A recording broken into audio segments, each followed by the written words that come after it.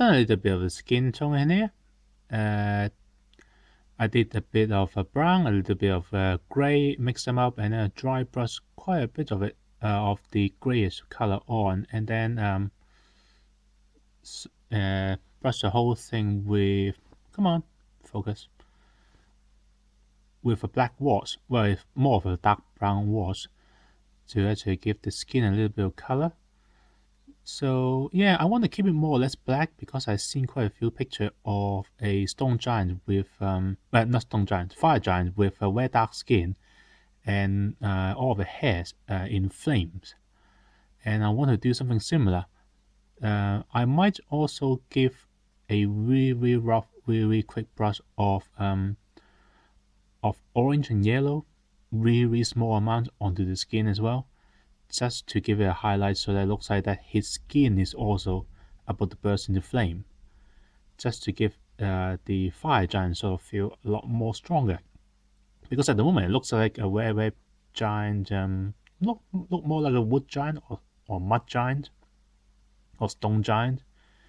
Yeah, the color is probably a little bit too dark at the moment, but yeah, probably the flaming hair is going to be the driving force for all of the bright color and the fire motif. Not quite sure about the clothes yet. I might make it either a very beige gray or very light brown, because otherwise there's too many different color. He should be mostly consist of about 3 to 4 color. I'm thinking the really dark grayish brown of the skin, the yellowish orange on the hair, gold for some of the armor plating, and then the rest of them are more leathery, sort of palish cloth, more like weave for the rest. And of course, a chainmail, all of those would need to be a slightly silverish color. But yeah, I'm going to keep them more silverish gold, something like that, or really antique gold sort of color, just to keep the motif going. And yeah, things like this, I'm going to keep them more like leather, so they're going to be brown as well, but light, a brighter tone than the rest of the figure, of course. But yeah, here's my quick update. Back in a few seconds. Oh, wait a minute. And here's the hand. Yeah, the sword crack looks a little bit better now after everything is dried.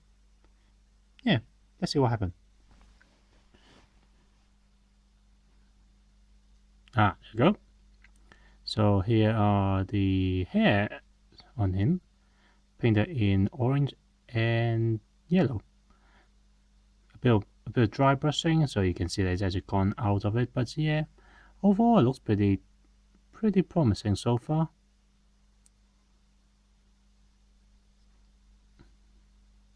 You can see the skin, I actually put a little bit of orange and yellow on them as well.